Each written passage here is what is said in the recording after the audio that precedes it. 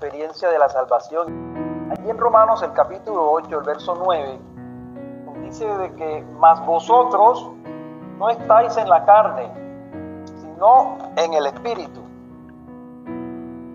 Si es que el Espíritu de Dios mora en nosotros, y si alguno no tiene el Espíritu de Cristo, el tal no es de él. Entonces, ¿qué pasaría, hermanos, si el Espíritu de Cristo reina en nuestro interior? Nos mantenemos en un proceso de cambio dinámico. Pablo dijo en Efesios 5, 25 al 27, que Cristo amó a la iglesia y se entregó a sí mismo por ella para santificarla, habiéndola purificado en el lavamiento del agua por la palabra, a fin de presentársela a sí mismo, una iglesia gloriosa, que no tuviese mancha ni arruga ni cosa semejante, sino que fuese santa y sin mancha. El blanco de la iglesia, hermanos, es obtener esa limpieza, ¿verdad?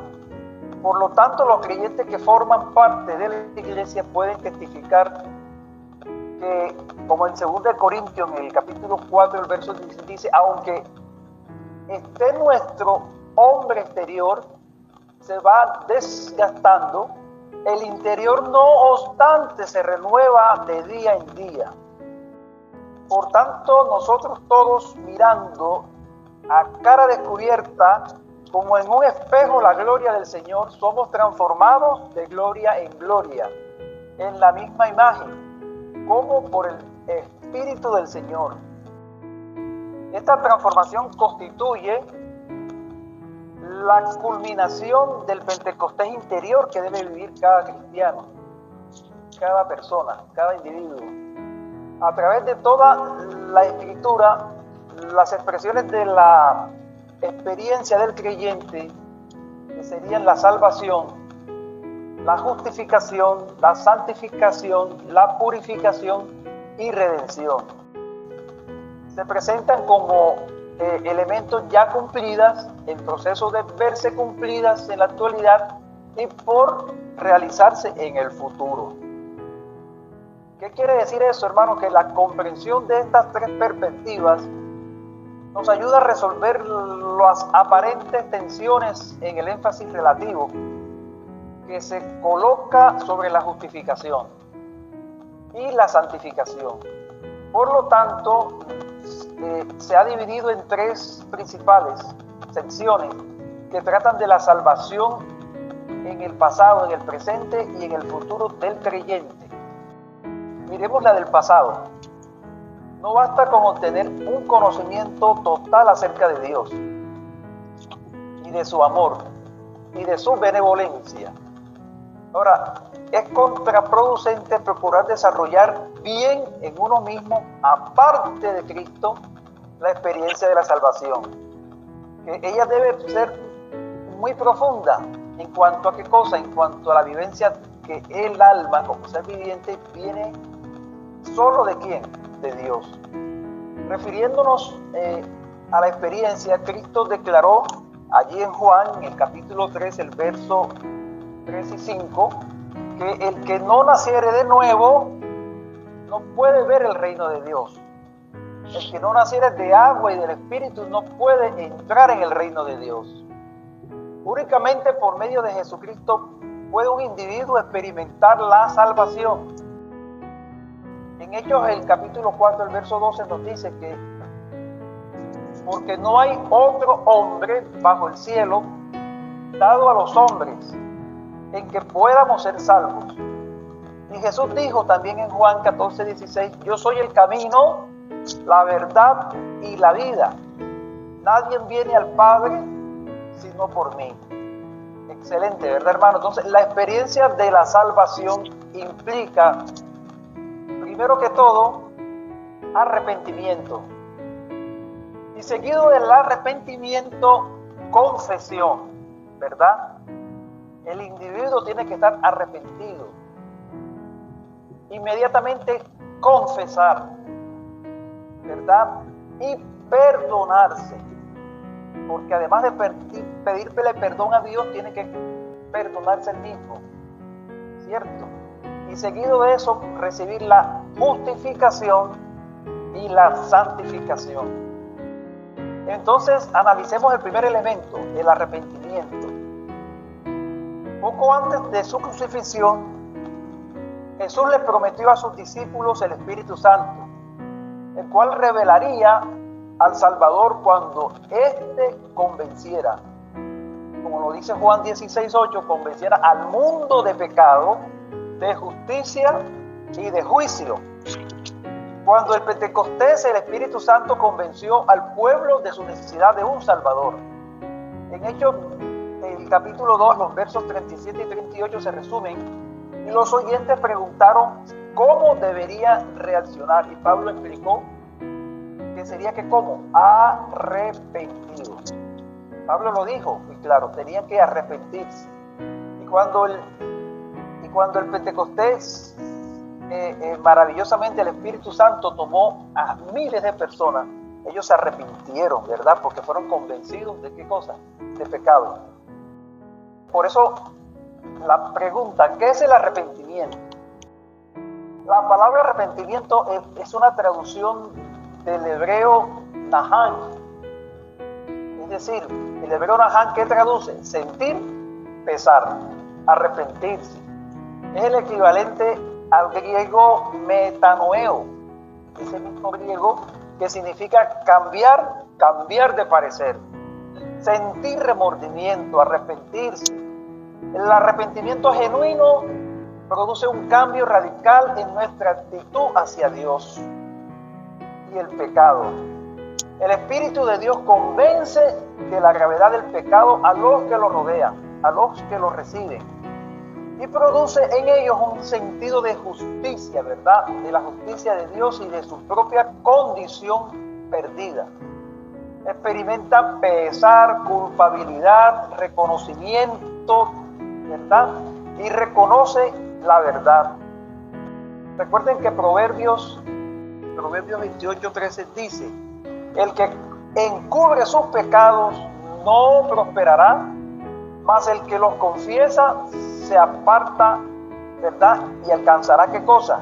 Misericordia. Amén, ¿verdad? Entonces, confiesan pecados específicos, ejercitando en forma decidida sus voluntades. Se entregan enteramente al Salvador y renuncian a su conducta pecaminosa. De este modo, el arrepentimiento alcanza su punto culminante ¿en qué cosa? En la conversión, que constituye el acto por el cual el pecador se vuelve hacia Dios, ¿verdad? Y volverse en dirección ¿a quién? Volverse en dirección a Dios, como la palabra de Dios nos enseña. Por eso el arrepentimiento de sus pecados, vemos el caso del adulterio que experimentó David, ejemplifica vividamente la manera como esta experiencia prepara el camino para obtener la victoria sobre el pecado. Bajo ¿qué cosa? Bajo la convicción del Espíritu Santo, David expresó su pecado, se lamentó de él y rogando que se le concediera ¿qué cosa? Limpieza, pureza. El Salmo 51, 3, 1 y 10, así lo dice, porque él dice: reconozco mis rebeliones y mi pecado está siempre delante de mí. Contra ti solo he pecado y he hecho lo malo delante de tus ojos. Ten piedad de mí, oh Dios, conforme a quién, a tu misericordia, conforme a la multitud de tus piedades, borra mis rebeliones. Y termina diciendo, ¿verdad? Crea en mí, oh Dios, un corazón limpio y renueva un espíritu recto dentro de mí.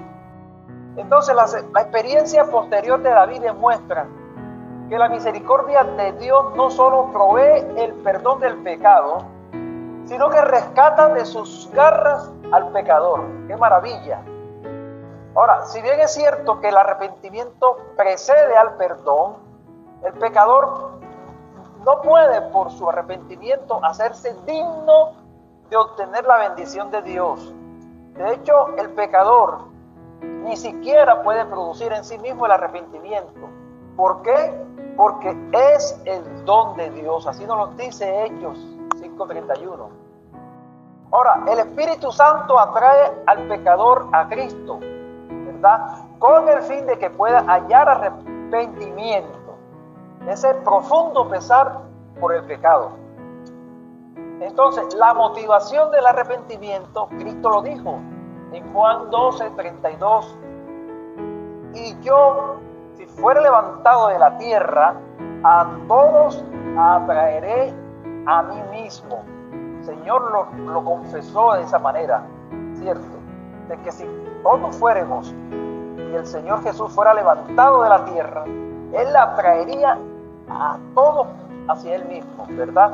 Entonces nuestro corazón se ablanda, se subyuga cuando nos damos cuenta de que la muerte de Cristo nos justifica y nos libra de la pena de muerte. Imaginémonos los sentimientos de un prisionero que está condenado a muerte y que él, sus horas finales para morir y esperar esa condena final en ese juicio que ya fue elaborado, él espera ¿qué cosa? El tiempo para morir. Pero de pronto recibe una carta, en la carta le dice que está libre, que está reivindicado, que ya no va a morir, ¿verdad? Entonces, ¿qué significa eso, hermano? Que esa persona que vive una glorificación porque le ha sido perdonado, ha sido salvado de la pena de muerte, y que por lo cual es perdonado. Entonces, en Cristo ocurre lo mismo. El pecador arrepentido no solo recibe el perdón, sino que se lo declara inocente. No merece un tratamiento tal y no puede esperar ganarlo. Ahora, según señala Pablo, Cristo murió para efectuar nuestra justificación mientras aún éramos débiles, pecaminosos, impíos y enemigos de Dios.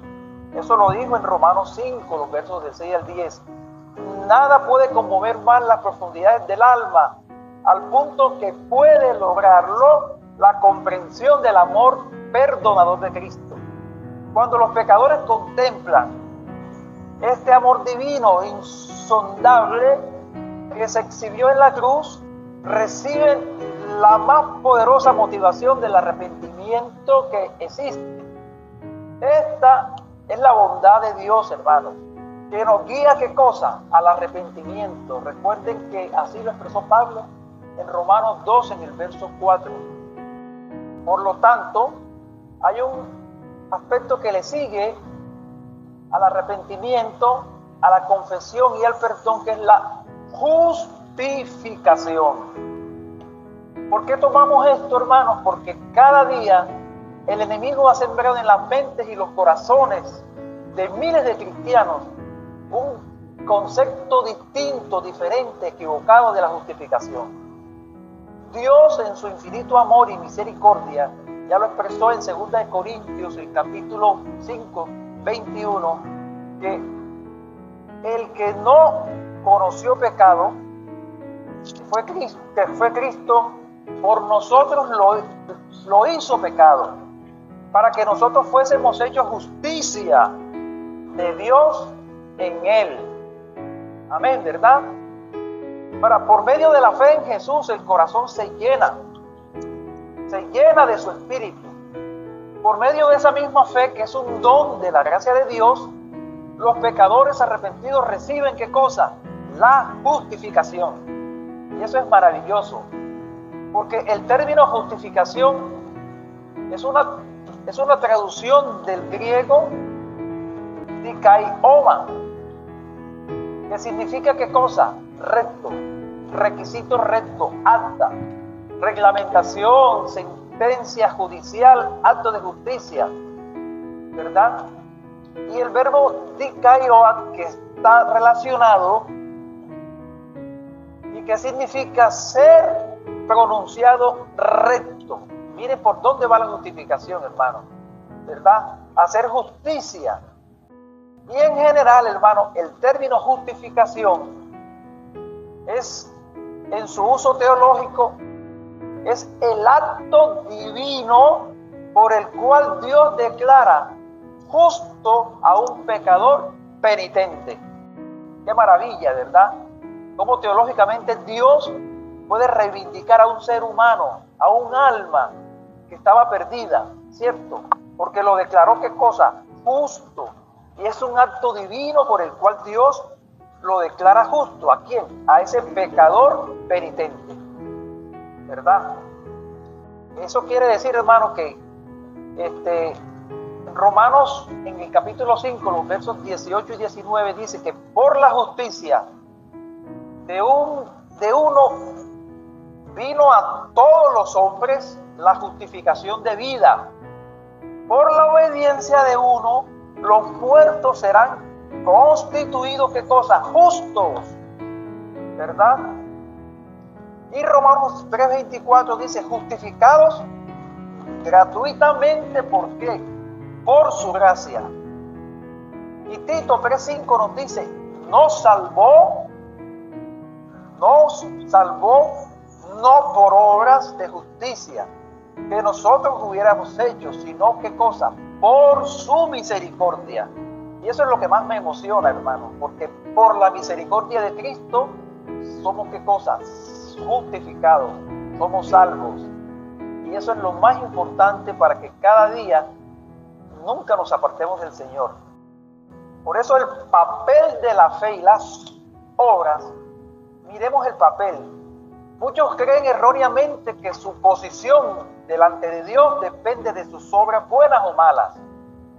Pablo, al tratar el tema de cómo se justifican los individuos delante de Dios, declaró en forma inequívoca que estimaban todas las cosas como perdidas para ganar ¿qué cosa? A Cristo y ser hallado en Él, no teniendo mi propia justicia, sino la que es por la fe de Cristo, la justicia que es de Dios por la fe. Así lo señaló en Filipenses, en el capítulo 3, el verso 3 y 8 y 9. Señaló también en Romanos 4 y 3 y en Génesis 15, 6, ¿qué cosa? Lo que Abraham había hecho por fe, ¿verdad? El cual creyó a Dios y le fue contado por justicia. Fue justificado antes de someterse a la circuncisión. Y no por causa de ella, sino que fue justificado, hermano. Ahora, ¿qué clase de fe tenía Abraham? Las Escrituras lo revelan en Hebreos, en el capítulo 11, los versos 8 y 10. Por la fe, Abraham, siendo llamado, obedeció cuando Dios lo llamó, dejando su tierra natal y viajando sin saber a dónde iba. Ustedes se imaginan eso, hermano. Hoy estoy en Barranca Bermeja y si Dios me llama para otro lugar, yo voy porque obedezco a Dios. No me importa que haya frío, no me importa que ese lugar tenga calor, no me importa que ese lugar sea inseguro, que sea violento, que existan condiciones adversas, pero si Dios lo llama a uno, tenemos que ir, porque es la fe ciega en el cual nosotros creemos en Cristo Jesús, porque ya somos justificados, ¿verdad? Y nos faltaría el proceso final. Ahora, Dios, en esa fe genuina que se vive, Dios se demostró por su obediencia que el patriarca fue justificado de acuerdo con esta fe dinámica, porque esa fue una fe dinámica la que demostró el patriarca. Y el apóstol Santiago nos amonesta, hermanos, nos amonesta contra otra comprensión incorrecta de la justificación por la fe, según la cual uno puede ser justificado por fe sin manifestar correspondientes obras. Error. Pablo, Santiago, ilustró el concepto recurriendo a la experiencia de Abraham. El acto de Abraham al ofrecer su hijo Isaac, lo dijo Santiago en el capítulo 2, en el verso 21. ¿verdad?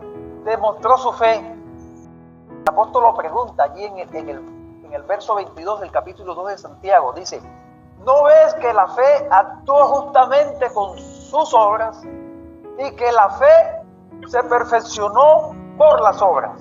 Allí lo hizo la pregunta. Por eso, la fe, si no tiene obras, es muerta en sí misma, muerta. Y ese es el concepto que tenemos que rebatir con el tema de la justificación de la fe, aclararlo, ¿verdad? Porque la experiencia de Abraham reveló que las obras constituyen la evidencia de una verdadera relación con Dios. La experiencia que tuvo Abraham lo demostró, ¿verdad? Porque reveló que constituye ¿qué cosa? Una verdadera relación con Dios. Y la fe que lleva a la justificación es por lo tanto una fe viva que obra. Esa es la fe verdadera, la que lleva a la justificación. Entonces, Pablo y Santiago están de acuerdo en lo que constituye la justificación por la fe. Pablo revela la falacia de obtener justificación por obras, mientras que Santiago enfoca el concepto igualmente peligroso de pretender que somos justificados sin mostrar las obras correspondientes. Ni las obras, ni una fe muerta pueden conducirnos a la justificación. Esta puede cumplirse únicamente por una fe genuina que obra por amor, ¿verdad? Y purifica el alma. Así lo expresó Pablo en Gálatas, en el libro de Gálatas, en el capítulo 5 y en el verso 6. Entonces, vamos a compartir un poquito más la experiencia de la justificación. Por medio de la justificación, por la fe en Cristo, su justicia nos imputa. ¿Qué quiere decir eso? Que pasamos de estar bien con Dios gracias a Cristo, nuestro sustituto. Dios es nuestro sustituto a través de Cristo Jesús que nos imputa. Por eso en 2 Corintios 5:21 dice, al que no conoció pecado, que fue Cristo, por nosotros lo hizo pecado, para que nosotros fuésemos hechos justicia de Dios en Él. Como pecadores arrepentidos, experimentamos un perdón pleno, completo, y estamos reconciliados con Dios. Amén, ¿verdad? La visión que tuvo Zacarías, ¿verdad?, acerca de Josué, el sumo sacerdote, provee una hermosa ilustración de la justificación.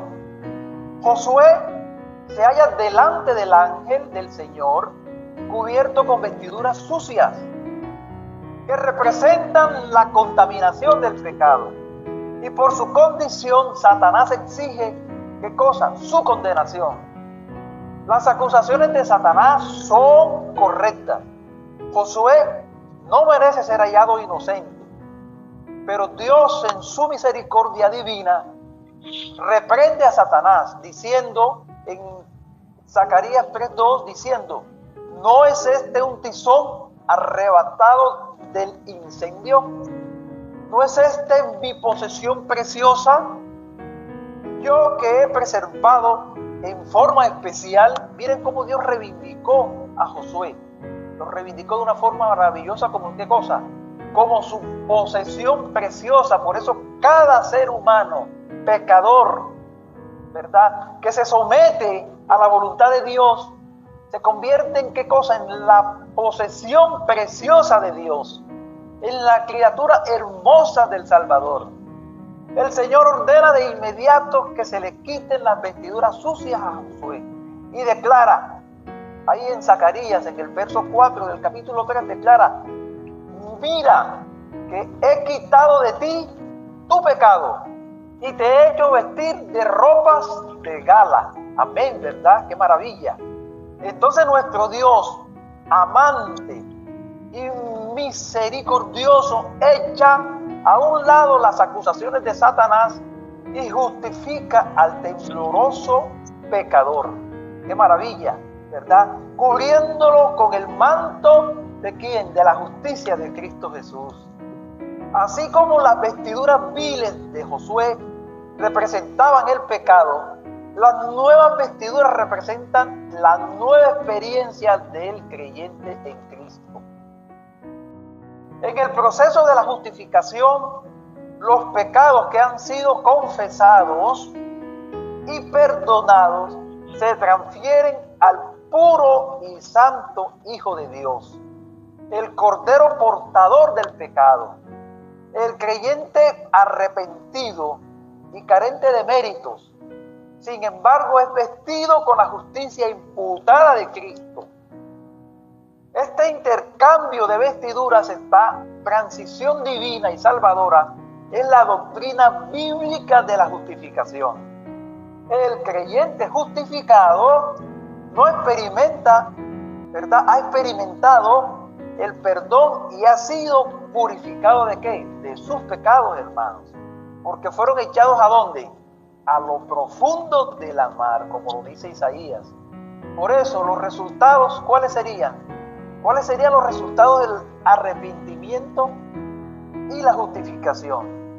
Los resultados serían la santificación. Amén, ¿verdad? Esto me orgullece mucho, hermanos, y me emociona, porque vemos cómo Dios nos limpia, nos quita las vestiduras sucias, destructoras de la muerte, y nos cubre y nos viste con los mantos de la vestidura santa, limpia y pura. Entonces, seremos ¿qué cosa? Justificados. Pero después nos lleva Dios a un proceso interesante, ¿verdad? El de ser santos, el de la santificación.